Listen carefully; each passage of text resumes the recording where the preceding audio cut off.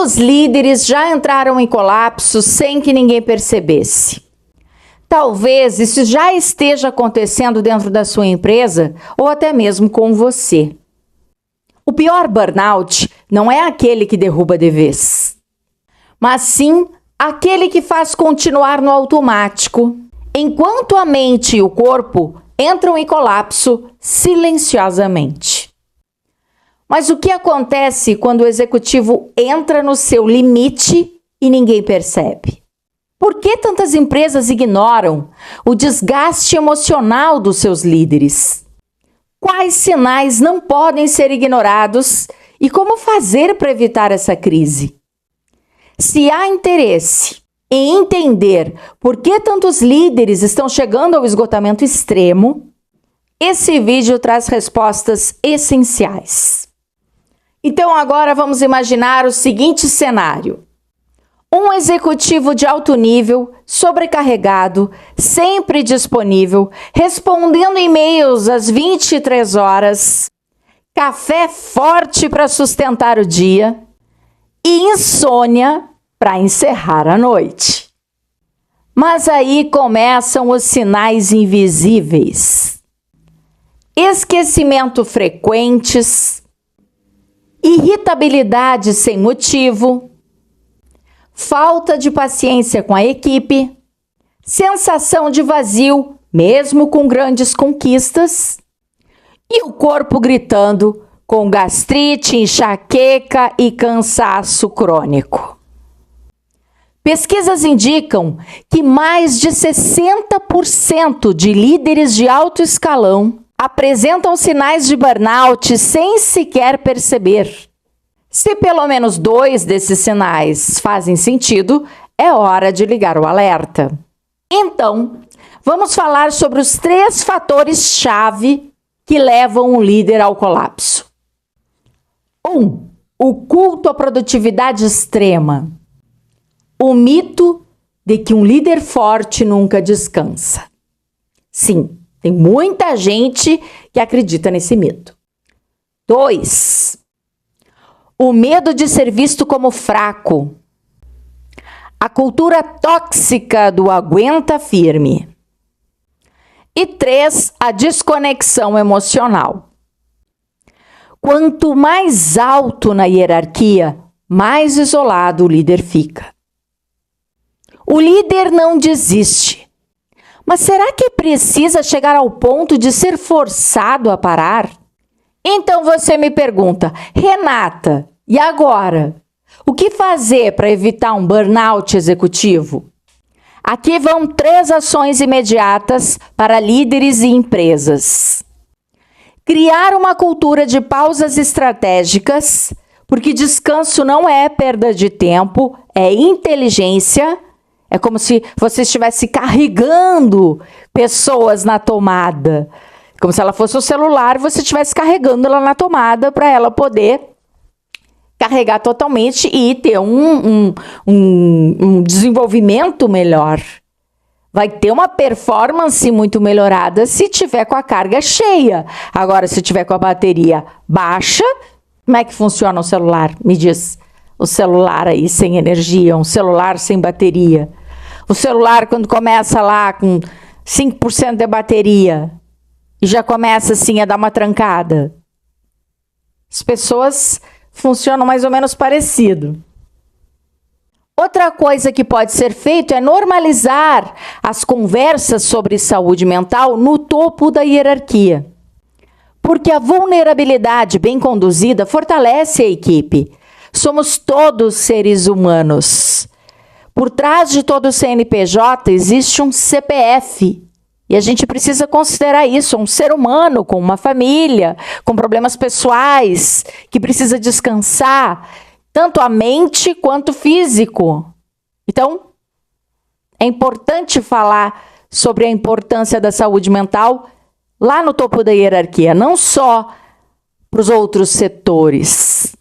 Redefinir sucesso profissional além das métricas da produtividade. Porque um líder exausto não é um líder eficaz. Quantos líderes precisarão adoecer, para que as empresas entendam que a alta performance precisa ser sustentável? Então, se alguém próximo a você já demonstrou sinais de esgotamento, acenda o alerta para que a pessoa pare para descansar antes que seja tarde. E aqui eu vou te contar uma história pessoal que eu vivi. Além de ser servidora pública, eu ainda tinha 3 CNPJs atuando. Eu acordava às 4h30 da manhã para me reunir com os sócios, porque às 8 horas eu teria que estar na universidade já trabalhando até às 5 horas da tarde. Depois eu atendia no consultório de psicanálise e depois eu entrava em auditório para dar treinamento corporativo até às 10 horas da noite. Eu chegava em casa esgotada, tomava um banho, comia alguma coisa, desmaiava. Às 4h30 da manhã eu estava de pé de novo ali, produzindo a mil. Eu nunca ganhei tanto dinheiro na minha vida. Ganhar não, porque a gente não ganha, a gente faz dinheiro. Eu sempre digo isso. Ninguém ganha dinheiro, a gente faz dinheiro. E aqui, ó, muito suor para fazer esse dinheiro. Porém, junto com o dinheiro foi embora a minha saúde mental. Eu descobri como era o burnout e não foi nada agradável. Eu fiquei nesse looping durante 8 meses, perdendo a infância dos meus filhos, perdendo de estar em casa com eles, trabalhando e produzindo, porque na minha cabeça eu estava trazendo dinheiro para dentro de casa. Nada iria faltar para os meus filhos. Tanto que a gente acabou indo viajar para a Europa e tudo mais, e eu achando que isso aí era o suficiente.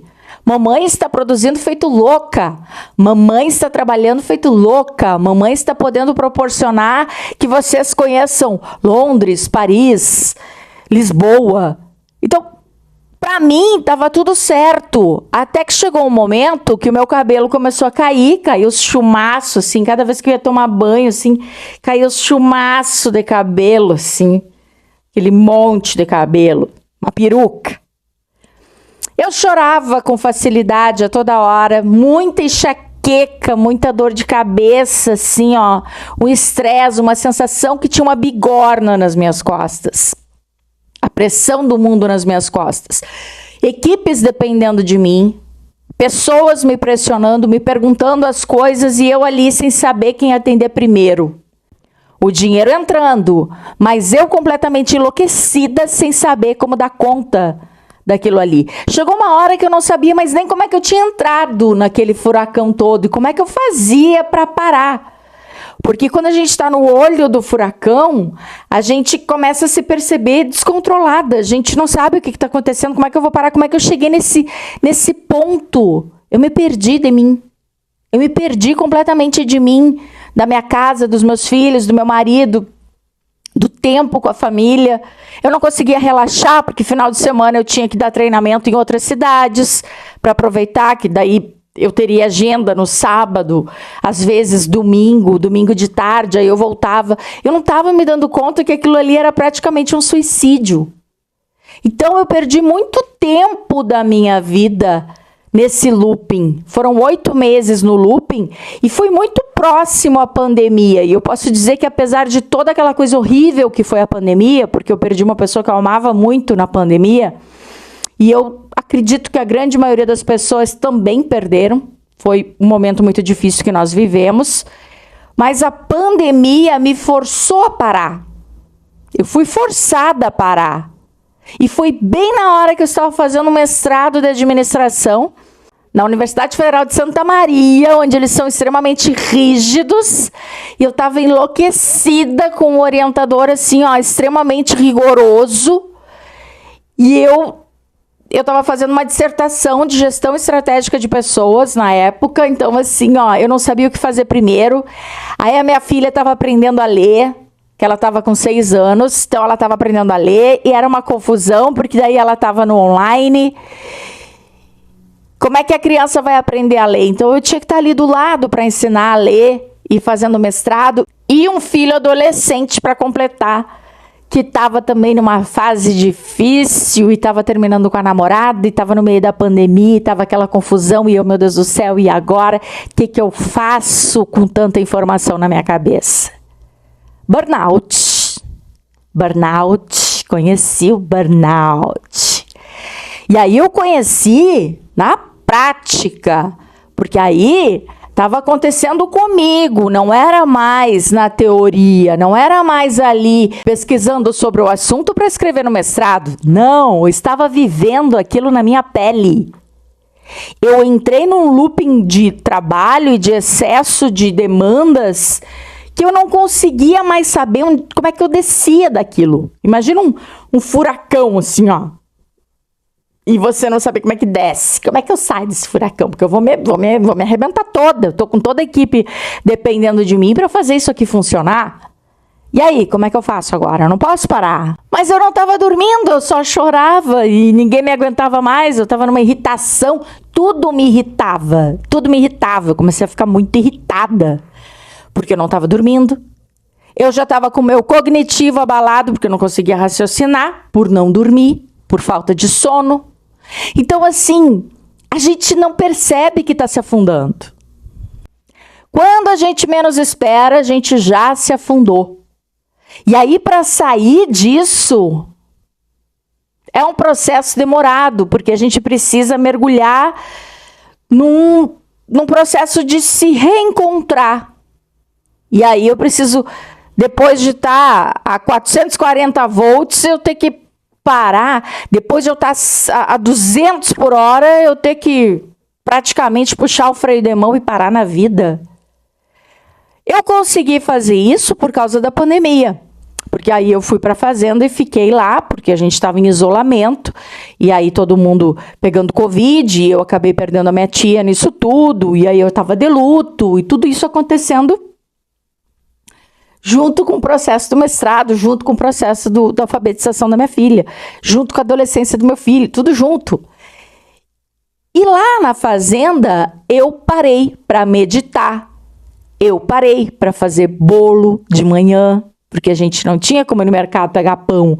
A gente ia a cada 15 dias no supermercado, fazia uma compra grande, comprava bastante farinha, comprava bastante coisa e fazia as coisas lá. Já para não ter tanto contato, por causa da pandemia, para não ter contato com as pessoas. Então a gente ficou muito na fazenda. Eu acabei fazendo uma horta, eu fiz uma horta em formato de mandala, eu cortava grama, eu andava a cavalo, eu gostava de fazer fogueira, então eu limpava tudo embaixo das árvores assim e fazia uma fogueira. Adorava, ficava queimando todas as sujeiras e as coisas assim, fazia uma fogueira bem grande assim e ficava olhando para o fogo. Eu colocava vidrinhos pendurados nas árvores, enchia de velas. Eu me conectei com Deus. Então, todos os dias eu acordava muito cedo. Isso ficou comigo. Eu acordo às 5 horas da manhã, virou um hábito para mim, dormir cedo e acordar cedo. E ali eu comecei a ver o nascer do dia, eu comecei a meditar em cima das rochas, me conectar com Deus, agradecer, ouvir os passarinhos, me conectar com o entardecer. Então hoje eu faço uma espécie de ritual do pôr do sol. A minha casa, aqui onde eu fiz a minha casa, eu fiz questão de fazer um terraço, porque aqui tem um pôr do sol para um vale, que é muito bonito. Então, quando eu fui fazer essa casa, eu já fiz a obra pensando em fazer um mirante para o pôr do sol.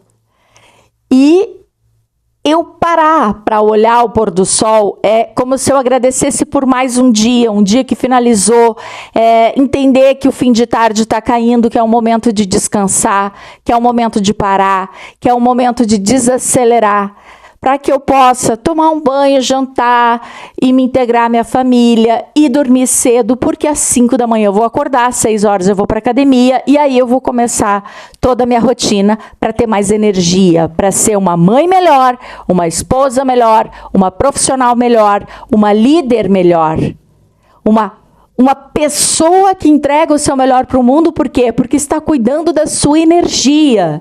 E é sobre isso que eu quero que você preste atenção. É de fundamental importância que você desacelere. Porque ao desacelerar, você consegue recarregar a sua bateria para continuar a sua semana muito mais produtivo, muito mais criativo, com a corda toda, com a energia toda. Então, esse é o meu caso que eu trago aqui para ti, para que você reflita, porque eu já senti na pele e não foi bom. E quando eu vejo, porque eu sou um pouco workaholic, eu gosto muito de trabalhar, capricorniana, na veia. Então, eu gosto muito de trabalhar. O trabalho me dá muito, muito prazer, o trabalho me realiza muito. Então, eu tenho que estar sempre cuidando da minha agenda e cuidando se eu não estou acelerando de novo e indo além. Então, eu preciso me colocar na agenda, eu preciso colocar o meu descanso na agenda para que eu possa evitar escorregões, porque quando eu vejo, eu já estou tentando colocar mais uma coisinha na agenda. Então, o que eu faço? Eu bloqueio a minha agenda de propósito, que é para me segurar e não ficar agendando um monte de coisas e comprometendo a minha agenda e o tempo que eu teria para descansar. Eu tento bloquear a minha agenda assim, ó, aqui tá um X para eu não marcar nada. O que eu tenho ali? Não tenho nada. Eu tenho o meu descanso, que é tudo. O meu descanso que é tudo. Por quê? Porque eu vou produzir muito melhor, eu vou entregar muito melhor para o mundo se eu estiver descansada. Entendido? Então esse vídeo é um alerta e eu espero te inspirar para que você observe se tem alguém esgotado na sua equipe, para que a pessoa possa descansar, de repente é o momento de umas férias, de uma pausa estratégica para poder render muito mais. Eu tenho certeza que os resultados vão melhorar muito mais se você começar a prestar atenção nisso. E se você for a pessoa em questão que está se sentindo com um alto nível de esgotamento, é hora de parar, é hora de apertar o botão do stop e dizer assim, ó, para tudo, porque senão eu vou pirar. E aí você vai, faz uma coisa completamente diferente. Quando eu falo em descansar, é descansar. É descansar, é você simplesmente desligar. Porque a gente que gosta de trabalhar, eu, por exemplo, quando eu vou descansar, aí eu pego assim uns 3, 4 livros para ler. Eu tô sempre lendo, eu leio muito. Então eu fico assim, vou levar esses 3, 4 livros. Aí eu paro e digo, não, mas para aí, vou ficar com minha filha, vou ficar com meu filho, a gente vai jogar uma carta, a gente vai jogar conversa fora, a gente vai ver um filme, a gente vai fazer o que normalmente eu não faço. Ler, eu tô lendo toda hora, porque eu preciso de repertório para poder chegar em treinamentos, palestras com repertório. Então, ler é trabalho. Então, a gente tem que cuidar para não ficar o tempo todo forçando a mente sem desligar nunca. A gente precisa colocar o nosso descanso na agenda. Então, eu espero ter trazido aí um momento de inspiração para que você cuide da tua saúde mental. E a gente fica por aqui, porque esse conteúdo é um conteúdo que serve como alerta e serve também para te mostrar que isso pode estar acontecendo sem que você perceba. E se você se interessa por assuntos referentes à liderança humanizada, felicidade no trabalho, cultura organizacional e gestão estratégica de pessoas, aproveita e se inscreve no canal e ative as notificações para receber o aviso quando tiver vídeo novo. Um beijo e a gente se vê no próximo vídeo.